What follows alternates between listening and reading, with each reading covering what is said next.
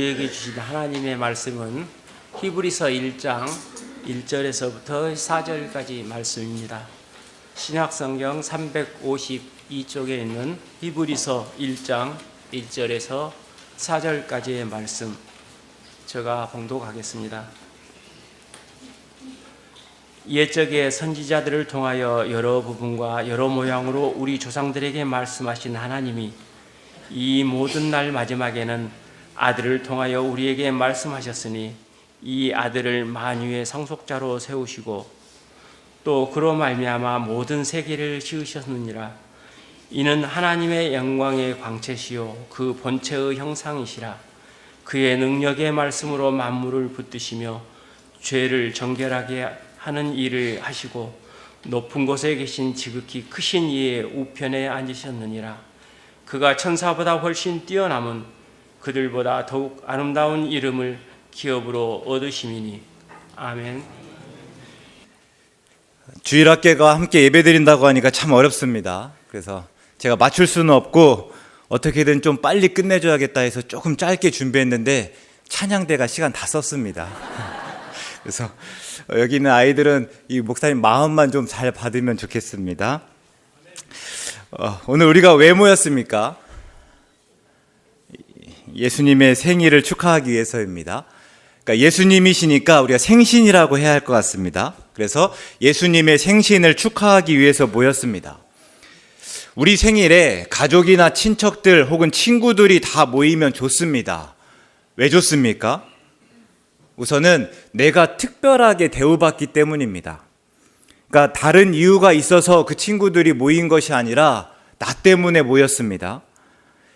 우리가 시간이 얼마나 소중한지에 대해서는 이제 우리가 많이 이야기해 왔습니다. 오늘 이 시간은 딱 한 번뿐입니다. 예를 들어서 지금까지 성탄절을 수없이 지내왔습니다. 또 앞으로도 성탄절을 계속 보낼 것입니다. 그런데 2023년 성탄절은 오늘뿐입니다. 그래서 우리에게 매 시간은 우리의 삶에서 유일하고 매우 특별한 시간들입니다. 그런데 그 시간을 나를 위해서 써주는 거예요. 그 시간을 나 때문에 모이는 겁니다. 그래서 좋을 수밖에 없습니다. 게다가 모여서 내가 태어난 것을 축하해 줍니다. 축하의 사전적 정의를 보면 다른 사람의 좋은 일로 기뻐하고 좋아하는 일입니다. 그래서 축하는 너 때문에 내가 기뻐하는 거고 나 때문에 내가 즐거워하는 일입니다. 오늘 우리가 예수님의 생신에 모여서 축하하는 게 이와 같습니다. 예수님 때문에 모여서 우리의 시간과 정성을 들여 예수님의 생신을 기뻐하고 좋아합니다. 그럴 때 예수님이 얼마나 좋아하겠습니까? 또 나 때문에 예수님이 좋아하신다고 생각하니 우리는 또 좋습니다. 그래서 오늘 이 예배가 하나님께는 영광이고 우리에게는 기쁨인 줄 믿습니다. 예수님의 생신이라고 했지만 사실 예수님의 생신이라는 말이 좀 어색하기도 합니다.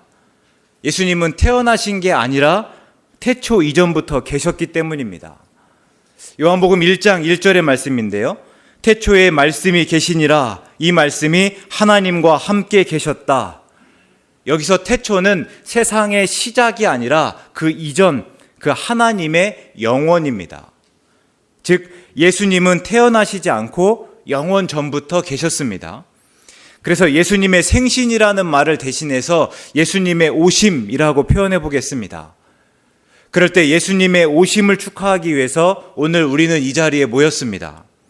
근데 가만히 생각해 보면 정작 축하를 받아야 할 사람은 예수님이 아니라 우리입니다.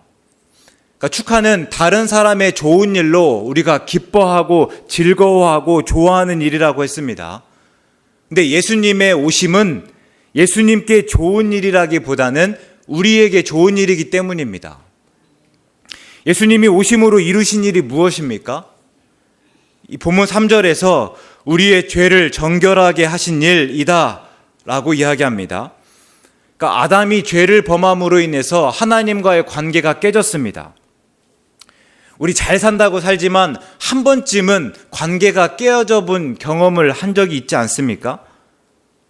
관계가 깨어지면 어떻습니까? 매일같이 만나고 또 매일같이 밥 먹고 같이 놀고 틈만 나면 전화하던 사이인데 어떤 일로 관계가 깨지고 나니까 그렇게 어색할 수가 없습니다.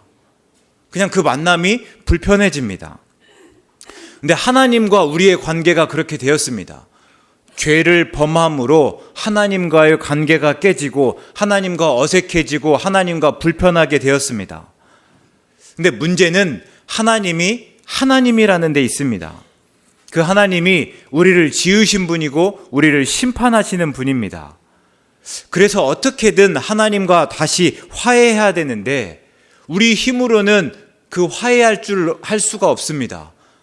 또 어떻게 화해할 줄도 모릅니다. 그래서 불안하고 두렵고 날마다 떨며 살할 수밖에 없었는데 예수님이 오셔서 그 죄를 정결하게 하셨습니다. 예수님께서 오심으로 그 죄의 문제를 해결하여 주셨습니다. 그래서 우리가 다시 하나님과 화해할 수 있게 되었습니다. 그래서 예수님의 오심은 우리에게 좋은 일입니다. 반면에 예수님의 오심이 예수님에게는 좋은 일이 아닐 수도 있습니다. 물론 예수님이 우리를 사랑하시고 그래서 우리의 좋은 일로 누구보다도 좋아하십니다. 우리가 자식이 좋은 일로 있으면, 자식에게 좋은 일 있으면요, 부모가 더 좋아하죠. 자식이 상 받으면 부모가 더 마음 뿌듯합니다. 마찬가지로 우리의 좋은 일이니까 당연히 예수님이 좋아하실 텐데 당장 예수님의 오심으로만 보면 예수님에게는 좋을 게 하나 없을 듯합니다. 말씀으로 세상을 지으신 분이, 우리를 빚으신 분이 우리와 같이 되셨습니다. 이를 빌립보서에서는 이렇게 고백하죠. 빌립보서 2장 6절과 7절의 말씀입니다. 그는 근본 하나님의 본체시나 하나님과 동등됨을 취할 것으로 여기지 아니하시고 오히려 자기를 비워 종의 형체를 가지사 사람들과 같이 되셨다. 예수님이 우리와 같이 되신 것은 종의 형체를 가지는 일이었습니다. 오늘 장로님 기도하셨지만 우리가 종종 예수님이 구유에 나신 것으로 우리가 때로 낮아졌다고 말았는데 만약 예수님이 왕궁에서 나셨다면 예수님의 낮으심이 아니겠습니까? 예수님이 왕궁에서 나셨다 하더라도 종의 형체로 오시는 것은 매 한 가지입니다. 창조주이신 예수님이 피조물인 사람이 되시기로 하신 것부터가 종의 형체로 표현할 수밖에 없는 낮아지심입니다. 그래서 결국 예수님의 오심은 예수님에게 좋은 일이라기보다는 우리에게 좋은 일입니다. 그래서 성탄절은 예수님의 오심으로 우리가 축하를 받고 또 우리에게 좋은 일로 우리가 서로 기뻐하고 즐거워하는 날입니다. 우리 옆에 있는 사람과 인사하면 좋겠습니다. 메리 크리스마스. 예수님의 오심을 축하드립니다. 함께 인사하겠습니다. 우리 아이들 보니까 성탄절에는 마땅히 선물을 받아야 하는 줄 압니다. 그러더니 이제는 머리가 컸다고 이제 요구하기까지 합니다. 그런데 우리가 주고 알고나 받으면 좋겠습니다. 우리가 왜 선물을 주고 왜 선물을 받습니까? 예수님의 오심으로 아빠 엄마가 구원을 받아서 그래서 너무 좋아서 선물하는 겁니다. 또 예수님의 오심으로 우리의 자녀들이 구원을 받았으니 축하하는 것입니다. 그래서 모든 것은 예수님 때문에, 예수님의 오심으로, 예수님의 은혜 때문입니다. 그래서 선물을 줄 때, 선물을 받을 때 예수님께 감사할 수 있는 우리 모두 되시기를 간절히 바랍니다. 오늘 본문은 그 예수님에 대한 이야기입니다. 히브리어의 헬라어 표제는 히브리인들에게입니다. 그러나 이 표제는 히브리서가 쓰이고 나서 한참 후에나 정해진 것입니다. 그래서 히브리서를 말할 때마다 대체 누가 누구에게 썼는가 묻는데 그것들을 정확하게 알 수 없습니다. 다만 많은 사람들이 이 히브리서가 유대인 그리스도인들에게 쓰여졌다라고 말합니다. 그러니까 유대인 중에서 예수님을 주로 예수님을 그리스도로 고백하는 사람들에게 쓰인 편지다, 이렇게 이야기하죠. 그럴 때 유대 그리스도인들이 어땠는가 한번 보시면 그들이 예수님을 믿으면서 고난을 당하였습니다. 성경의 표현대로라면 고난의 큰 싸움을 싸웠다, 이렇게 이야기합니다. 때로는 예수님을 믿으면서 욕을 들었고 사람들의 구경거리가 되었습니다. 어떤 사람들은 옥에 갇혔고 재산을 빼앗기기도 하였습니다. 그런데 그들이 서로의 편이 되어주며 다른 사람들과 그 고통을 나누었습니다. 고통을 겪지만 다른 사람들의 고통을 함께 나누며 함께 참여하였다. 또 많은 것을 잃었지만 그것들보다 더 좋고 영원한 생명을 얻었다는 사실로 기뻐하였다, 이렇게 고백하고 있습니다. 그게 지금 히브리서 10장 32절과 34절의 말씀인데요. 제가 한번 읽겠습니다. 전날에 너희가 빛을 받은 후에 고난의 큰 싸움을 견디어낸 것을 생각하라. 혹은 비방과 환난으로서 사람에게 구경거리가 되고 혹은 이런 형편에 있는 자들과 사귀는 자가 되었으니 너희가 갇힌 자를 동정하고 너희 소유를 빼앗긴 것도 기쁘게 당한 것은 더 낫고 영구한 소유가 있는 줄 알미라. 그러니까 힘들지만 어렵지만 고난이 있지만 그 힘들고 어려운 고난들을 다 넉넉히 이겨내었다. 특별히 내가 이긴 것뿐만 아니라 누군가가 힘들고 어려워할 때 기꺼이 그들과 함께 그 짐을 지어주었다. 또 내가 많은 것을 빼앗겼지만 빼앗기는 중에도 그것보다 더 좋은 것을 얻었으니 그것으로 감사하였다. 이게 당시에 유대인 중에서 예수님을 믿은 자들이 살아온 방식이었다 이야기하고 있습니다. 그런데 문제는 그런 어려움이 계속되면서 이제는 그들이 피곤하고 지치게 되었습니다. 열정이 사그라들었고 무기력해졌습니다. 심하게는 교회 공동체를 떠난 사람들도 있었습니다. 그러니까 오늘날로 치면 교회를 그냥 옮겼다는 것이 아니라 이제는 예수님으로부터 오는 구원을 등한히 여기고 등을 돌린 것입니다. 이게 단순히 2000년 전 초기 교회만의 문제가 아닐 수 있습니다. 어떤 면에서는 오늘 우리의 모습과 닮기도 했습니다. 한번 좀 생각해 보면 사랑해 보신 적이 있을 텐데 사랑이 힘들어질 때가 언제입니까? 사랑의 마음은 느껴지지 않고 의무감만 남았을 때입니다. 그때 참 힘듭니다. 근데 신앙생활 할 때도 그런 때가 있습니다. 우리가 아직 죄인 되었을 때에 우리를 먼저 사랑하신 하나님의 사랑에 반응해서 나도 하나님을 사랑합니다. 우리가 이렇게 고백해 왔습니다. 근데 언젠가부터 그 마음을 잃고 이제는 내가 사랑의 고백을 하는 것이 아니라 사랑해야 한다는 의무감만 남았습니다. 그러면서 별다른 감흥이 없습니다. 열정이 없습니다. 소위 신앙의 이 추억만, 소시적 이야기만 늘 반복하며 살아갈 때가 있습니다. 또 교회는 공동체이고 그래서 하나님과의 관계뿐만 아니라 함께 신앙생활하는 우리와의 관계가 중요합니다. 그런데 크고 작은 몇 가지 일들을 겪으면서 사람에게 실망하고 또 그 관계가 깨지지는 않았습니까? 서로가 서로의 편이 되어 서로의 고통을 나누는 대신에 신앙생활하면서 마주하는 모든 어려움들을 그냥 혼자서 오롯이 감당하면서 내가 벅차하고 있지는 않습니까? 그러면 이런 때 우리는 어떻게 해야 합니까?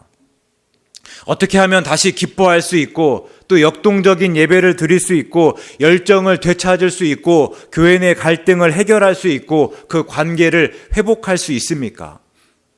이게 히브리서 저자도 그렇고 오늘 우리의 고민입니다. 그런데 히브리서 저자를 보니까 시작부터 단도직입적으로 말합니다. 그런 사람들에게 지금 편지를 쓰는데 그들에게 이야기하면서요, 인사하는 것도 아니고 다른 것들이 아니라 단도직입적으로 우리가 어떻게 그럴 수 있는가? 바로 예수님 때문에 우리가 그럴 수 있다고 이야기합니다. 1절에서 그동안 하나님은 여러 부분과 여러 모양으로 우리에게 말씀하셨습니다. 근데 그렇다 보니까 하나님과 사람의 차이, 그러니까 하나님과 사람 사이의 한계 때문에 오해와 시행착오가 반복될 수밖에 없었습니다. 예를 들어서 말라기에서 하나님이 유다 백성들을 사랑한다 이렇게 말하였습니다. 근데 유다 백성들은 뭐라고 하는 거예요? 하나님이 우리를 어떻게 사랑하십니까? 하나님이 사랑하신다고 하는데 하나님이 우리를 어떻게 얼마나 사랑하시는지 모르겠는데요. 이렇게 고백하는 거예요. 그런데 이제 아들을 통해서 우리에게 말씀하여 주셨다 고백합니다. 하나님이 세상을 이처럼 사랑하셔서 독생자이신 예수님을 내어주셨습니다. 그래서 우리가 이제는 더 이상 하나님이 우리를 어떻게 사랑하시냐고 묻지 않아도 됩니다. 다만 예수님을 바라보면 됩니다. 예수님을 바라보면 예수님이 우리를 얼마나 사랑하시고 또 어떻게 사랑하시는지가 분명히 드러납니다. 예수님이 하나뿐인 아들을 우리에게 내어주셨거든요. 또 예수님을 바라보면 은혜가 무엇인지 분명히 압니다. 3절의 말씀처럼 예수님은 하나님의 영광의 광채시고 그 본체의 형상입니다.